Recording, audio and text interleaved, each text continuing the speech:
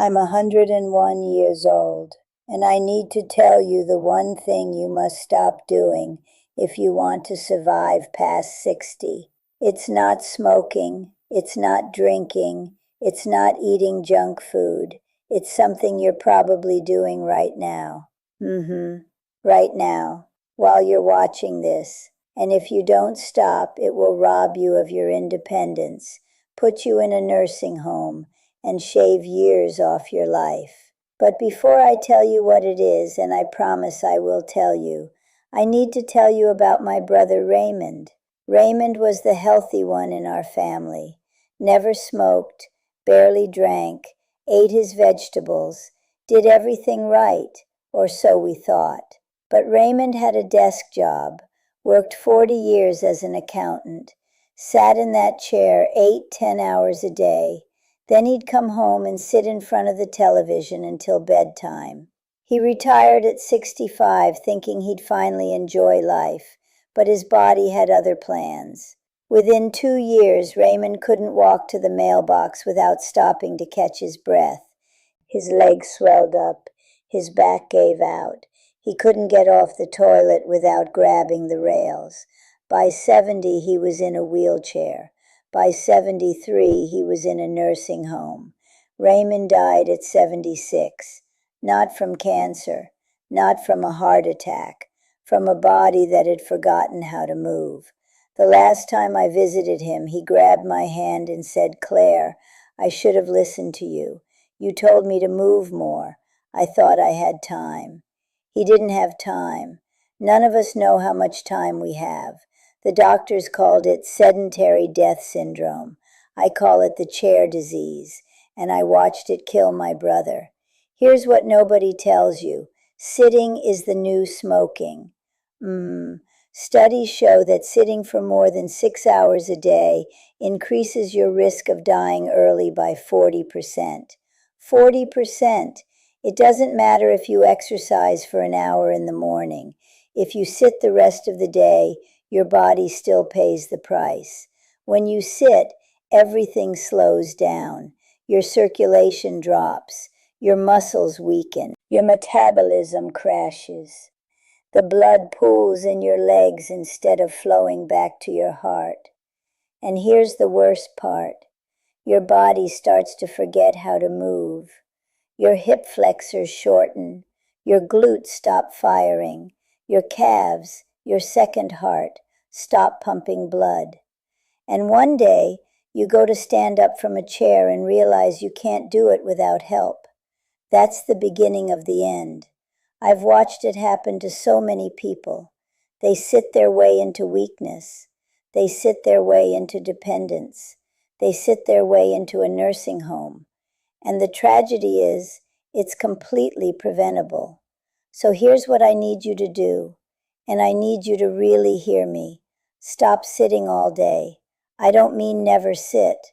I'm 101. I sit plenty. I'm not running marathons over here. But I never sit for more than 30 minutes without getting up. That's my rule. 30 minutes, then move. I stand up. I walk to the kitchen. I do a few calf raises by the sink. I sit back down.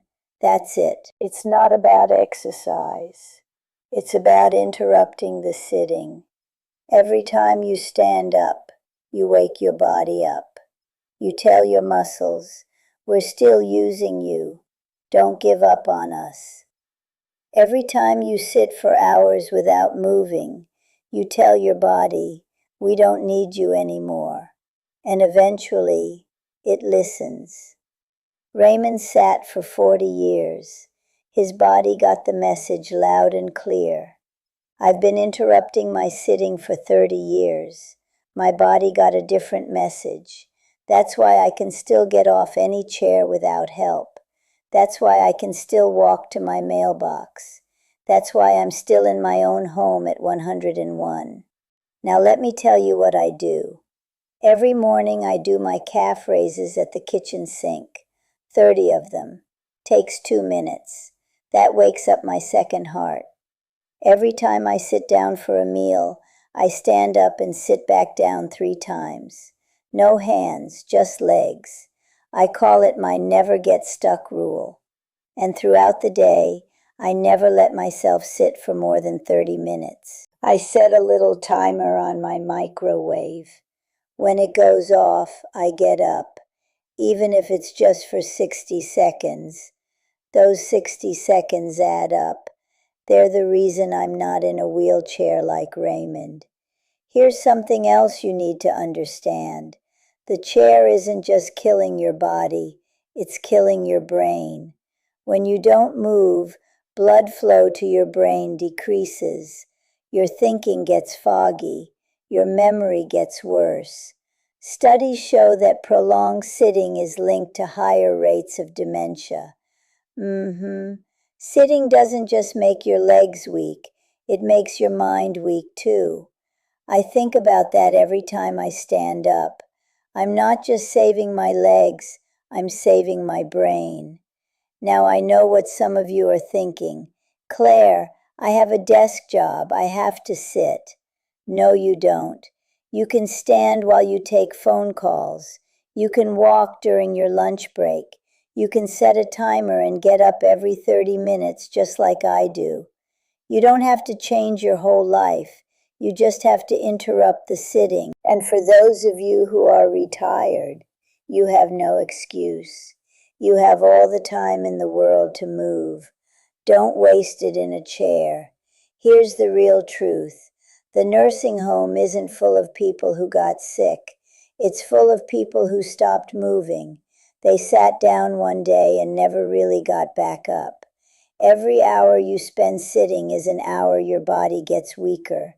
Every hour you spend moving, even just a little, is an hour your body stays strong. You get to choose which message you send. Raymond chose wrong. He didn't know any better. Nobody told him. But I'm telling you, right now, today, stop sitting all day. Get up every 30 minutes. Stand up from your chair without using your hands. Walk around your house. Do some calf raises while you wait for coffee. It doesn't have to be complicated. It just has to be consistent. Your body is like a machine. If you let it sit and rust, it will rust. But if you keep it moving, it will keep working for you. I'm 101 years old. My body has been working for me for a century. And I've been working for it too, by refusing to let it sit still for too long. That's the deal we made. I move, and it keeps me alive. My husband Henry used to say, Claire, a body in motion stays in motion. A body at rest stays at rest. He was quoting some scientist, but he was right. Henry moved every single day until the day he couldn't anymore, and even then he tried. Raymond stopped moving long before his body gave out. He surrendered to the chair, and the chair took everything from him. Don't be Raymond. I know this sounds simple. That's because it is. The best advice usually is. You don't need a gym membership. You don't need fancy equipment. You don't need a personal trainer.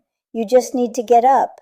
Stand up right now. Yes, right now. While you're watching this. Stand up. Sit down. Stand up. Sit down. Stand up. There. You just added time to your life. Now do it again in 30 minutes. And 30 minutes after that. And every day for the rest of your life. That's how you survive past 60, past 70, past 80, maybe even past 100. Here's what I believe. God gave you a body. That body is a gift. And gifts are meant to be used, not wasted. Every time you choose to move, you're honoring that gift. Every time you choose to sit all day, you're letting it rust away. I'm not going to let my gift rust, not while I still have breath in my lungs. Now tell me in the comments, how many hours a day do you spend sitting? Be honest. And what's one thing you can do to interrupt it? I want to know, because we're in this together. And if you haven't watched my videos on leg exercises and the second heart, go watch those next. They explain exactly how to keep your legs strong so you never end up like Raymond. Now, if you'll excuse me, my 30-minute timer just went off, and I've got some standing to